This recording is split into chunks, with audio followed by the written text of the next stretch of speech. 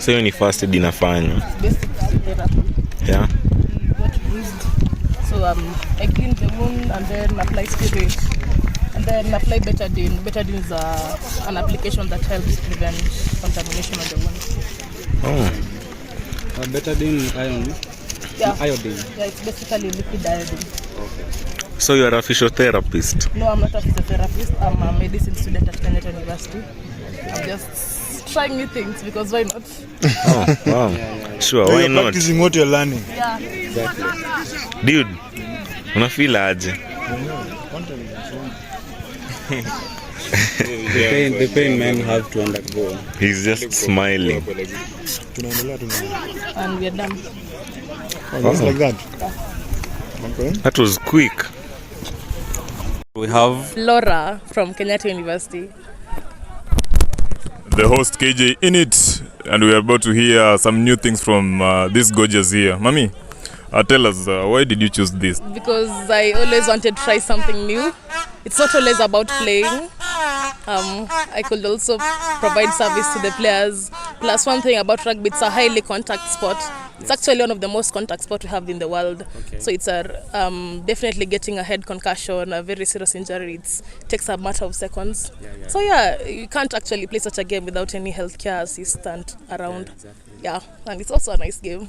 Yeah, it is. Yeah, you know, guys, most of these sports, people tend to focus more on the fun, and they actually forget about safety.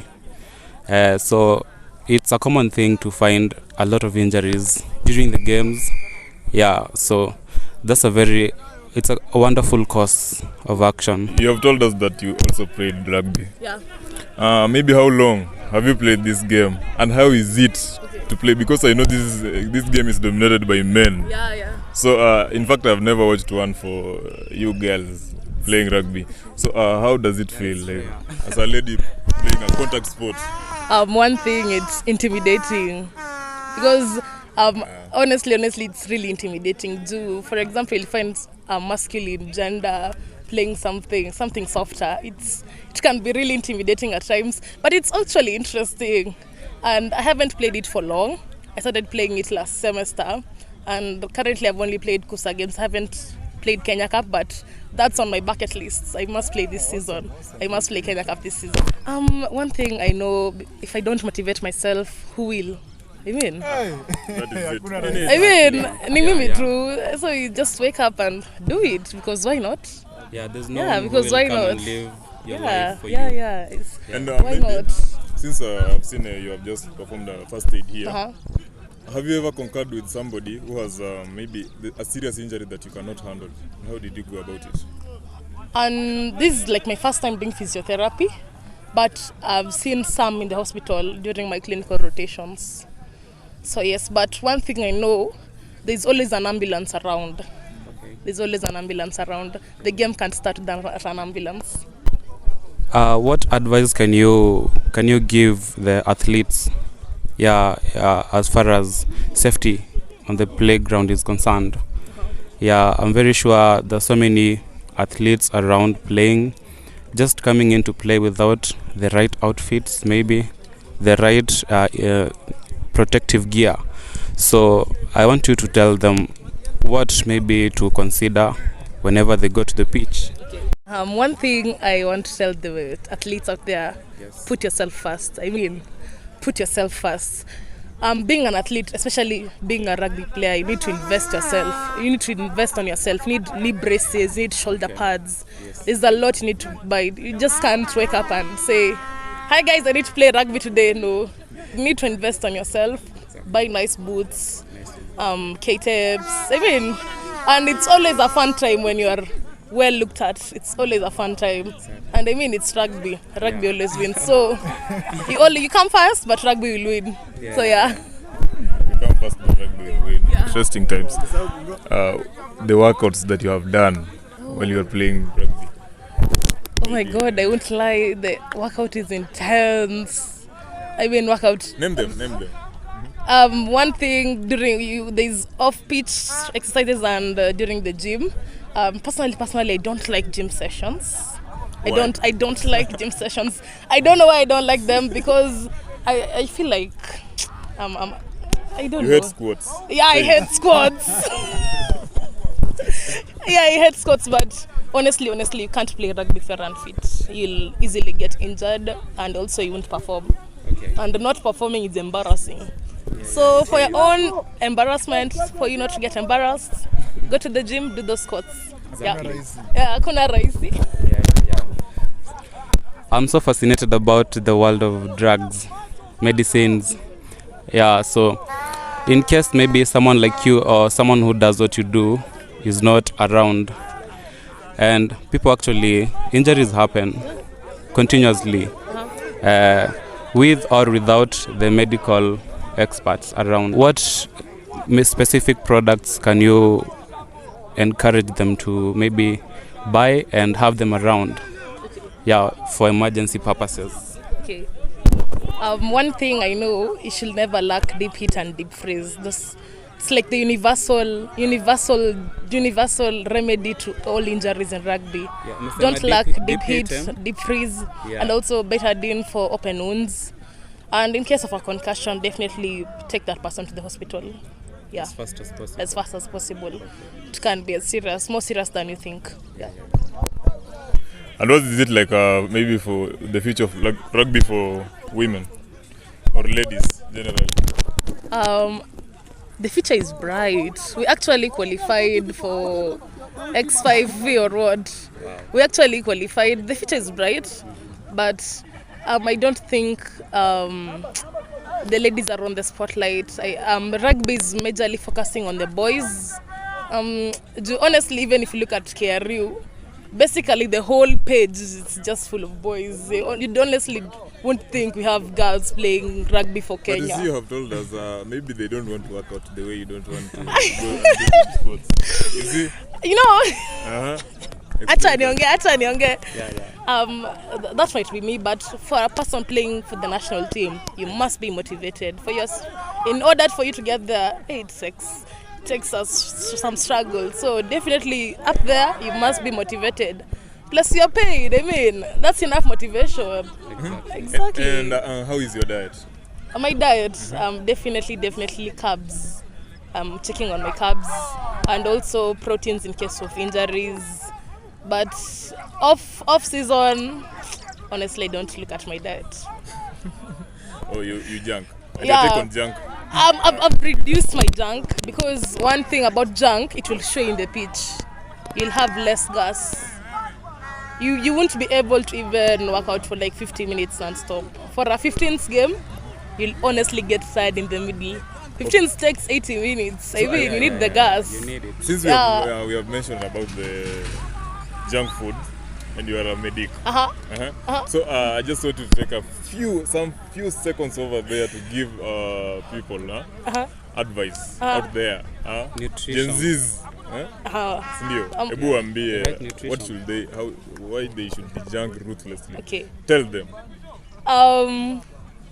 One thing, junk is not the enemy. It's the enemy when it's taken in excess. Junk is never an enemy. It only becomes the enemy when you take it in excess. Chips once in a while won't hurt. I mean, it's potatoes, it's carbohydrates. Eat those potatoes, eat them. But honestly, check on them. But definitely, the bigger portion should be vegetables and vitamins and proteins. Yeah. But junk is not the enemy. Also, sugar is also not the enemy. High intake is what is the enemy. Yeah. Very nice. Like in me, I stand with dejunking ruthlessly.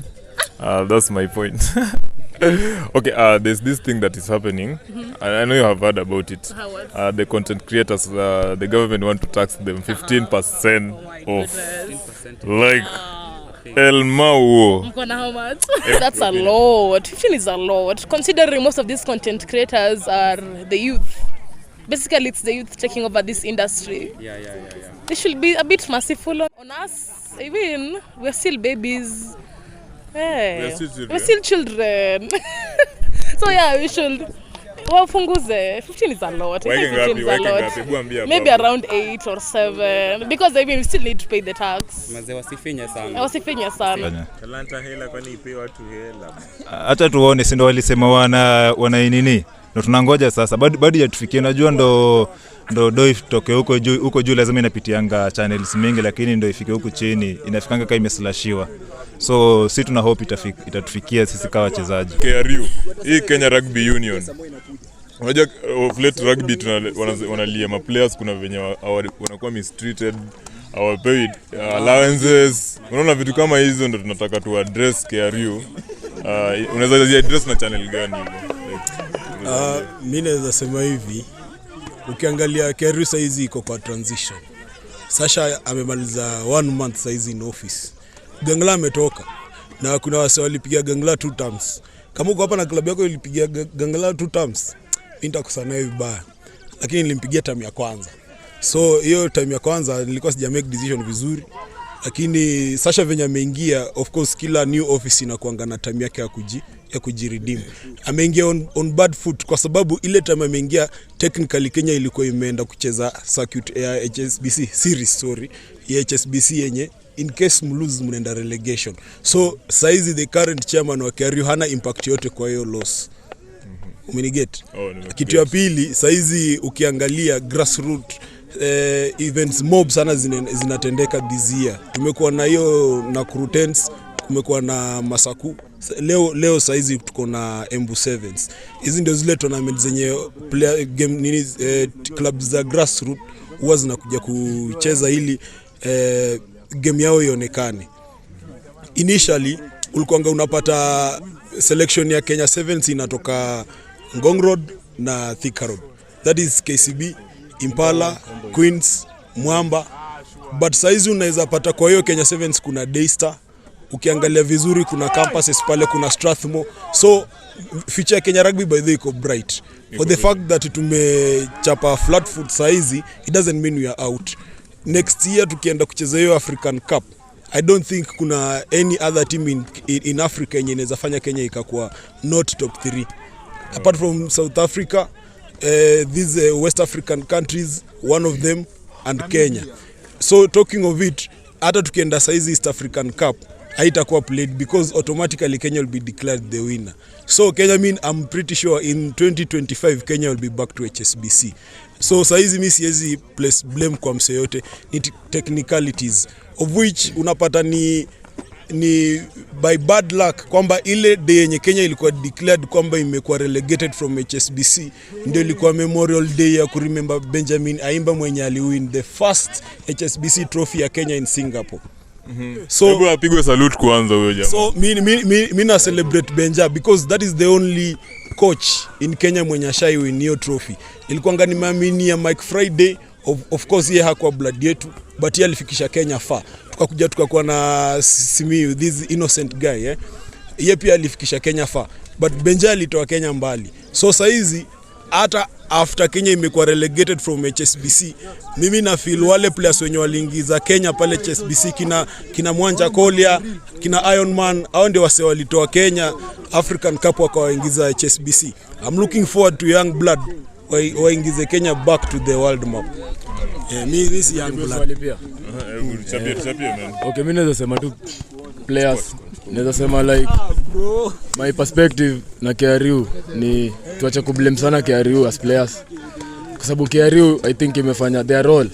Lazima pia tuelewe role ya KRU kwa rugby. Kazi yao nasema pia ma players kuna sisi wote tuko na role ya kuplay ku bring rugby back to where it's supposed to be, from the fans, from the sponsors, kwa sababu sponsors watakam, fans wakikam. So fans pia lazima pia mkam na get ndio pia ma sponsors waweze kukam, and then hizi ma clubs ndogo and everything, msikuwe na tamaa ya pesa kidogo ya players.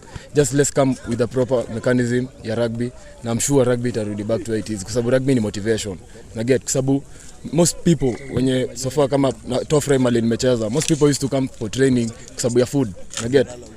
Players hawana food, watu wakuli na get. Then we really need to come with the proper systems ya easy clubs, diet ya rugby players. Uwezi leta mjamaa amekula omena imekauka huko, unampeleka HBC anaenda kucheza na Fijian mwenye anakula seafood fresh tu kutoka kwa Pacific. Una get? Malobster hapo. Jamaa atapigwa kama kitu kingine, una get? So let's motivate our players, na pia sisi wote tusikuwa tunaingilia pia KRU sana. We all have a role ya ku play, bring back rugby to where it's supposed to be. Haya, wazi mkubwa. Sasa maybe sasa kitu mimi nataka tufunge tu nayo Ni hata si maombi buda. But pia tunaweza omba. Unakuanga pastor? Okay. Kuna history na bana siko umesikia 15% wanataka kuchaji bana ma content creators buda. Wewe tuseme saa hizi unaweza sema aje kuhusu hiyo? Mlipe ushuru manze. Lipeni tu ushuru manze. Lipeni tu ushuru man. Sasa wewe unaanza kazi sisi wa chini. Sasa ulipe utalipa aje ushuru? So by the time Aje, subscribe hapa jamanze kulipa ushuru tujenge nchi. Ni sawa bro. Maze asanteni sana kwa kamkoisho, tuna appreciate na information itatumika pia wase wa access wajue nini inaendelea huko nje. Wagwan. Okay. So guys, that was from us today. In it, adios.